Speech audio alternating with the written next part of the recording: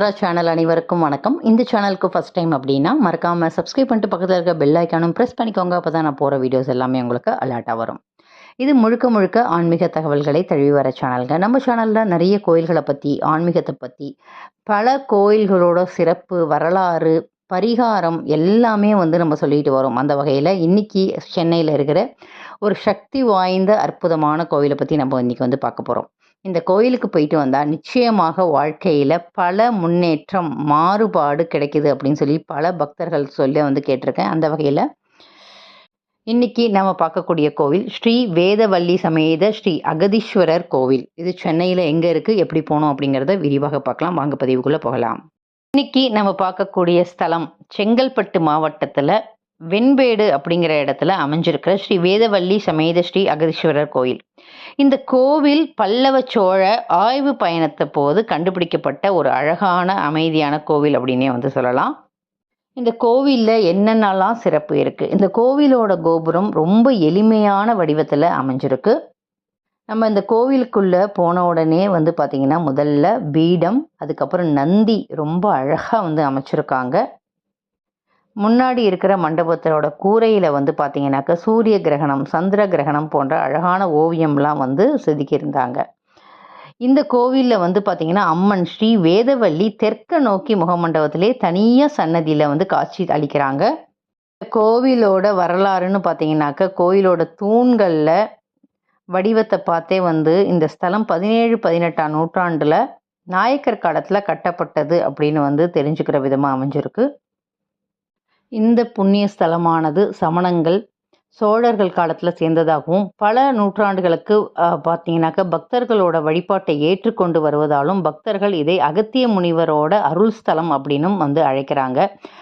அதனால தான் இந்த கோவிலை பார்த்திங்கன்னா ஸ்ரீ அகதீஸ்வரர் ஆலயம் அப்படின்னும் அழைக்கிறாங்க. இந்த கோவிலில் ஒரு பகுதி பார்த்திங்கன்னா அந்த காலத்தில் அகத்தியர் வழிபாட்டோட மையமாக இருந்ததுனால இங்கே இருக்கிற சிவபெருமான ஸ்ரீ அகதீஸ்வரர் அப்படின்னு சொல்லி அழைக்கிறாங்க. இங்கே வீட்டில் இருக்கிற அம்பாள் பார்த்திங்கனாக்கா ஸ்ரீ வேதவல்லி தாயார் முழுமையான கருணையுடன் சாந்த வடிவமாக அமைஞ்சிருக்காங்க. இந்த கோவிலோட மரபு என்னன்னு பார்த்தீங்கன்னாக்கா இந்த கோவிலுக்கு பிரார்த்தனை செய்கிறவங்க பார்த்திங்கனாக்கா குறிப்பாக குடும்ப அமைதி, வேலைவாய்ப்பு, கல்வி, உடல் நலம் போன்றவற்றில் விரைவாக பலனை பெறுவதாக பக்தர்கள் சொல்கிறாங்க. இங்குள்ள நவகிரக பிரதிஷ்டை மிக சீராக அமைக்கப்பட்டிருக்கு. நவராத்திரி, ஆருத்ரா தரிசனம், மகா சிவராத்திரி, பிரதோஷம் போன்ற நாட்களில் பக்தர்கள் நிறைய பேர் இங்கே வராங்க. அதே மாதிரி கோவிலோட இன்னொரு சிறப்பு என்னன்னு பார்த்தீங்கன்னாக்கா சிவனோட கிழக்கு நோக்கி இருக்கிற நிலை பார்த்தீங்கன்னா பொதுவாக சுப பலனை தருவதாக சொல்கிறாங்க. இது மாதிரி இங்கே இருக்கிற நந்தி பகவான் ரொம்ப ரொம்ப அழகாக சிவனை நோக்கி இருக்கிற மாதிரி அமைஞ்சிருக்கு. சமீப ஆண்டுகளில் பார்த்திங்கனாக்கா கோவிலில் பலவிதமான புதுப்பிக்கல் நடந்துகிட்ருக்கு. நிறைய மக்கள் இங்கே வர தொடங்கியிருக்காங்க. தினமும் பார்த்திங்கனாக்கா பூஜைகள் வேளைக்கு சரியாக நடந்துகிட்ருக்கு. காலை மாலை பொழுதுகளில் மந்திரங்கள் ஒலிச்சு சிவபெருமான பக்தியோடு இங்கே வழிபடுறாங்க. இந்த கோவிலை சுற்றியும் பார்த்திங்கனாக்கா விநாயகர், தட்சிணாமூர்த்தி, பிரம்மா, துர்க்கை போன்ற பல தெய்வங்களும் பிரதிஷ்டை பண்ணியிருக்காங்க. இந்த கோவில் பார்த்தீங்கன்னாக்கா எப்படி போகிறது அப்படின்னா தாம்பரத்துலேருந்து வரீங்கன்னா திருப்போரூர் வழியாக வெண்பேடை அடையலாம். மாம்பாக்கத்துலேருந்து வந்தீங்கன்னா கரெக்டாக 15 கிலோமீட்டர் இருக்குது. திருப்போரூர்லேருந்து 7 கிலோமீட்டர் தூரத்தில் அமைஞ்சிருக்கு. தாம்பரத்துலேருந்து 33 கிலோமீட்டர் தூரத்தில் அமைஞ்சிருக்கு. ஒவ்வொரு கோவிலிலும் ஒவ்வொரு சிறப்பு இருக்குது. ஒவ்வொரு கோவிலிலும் ஒவ்வொரு தெய்வீகத்தன்மை இருக்குது.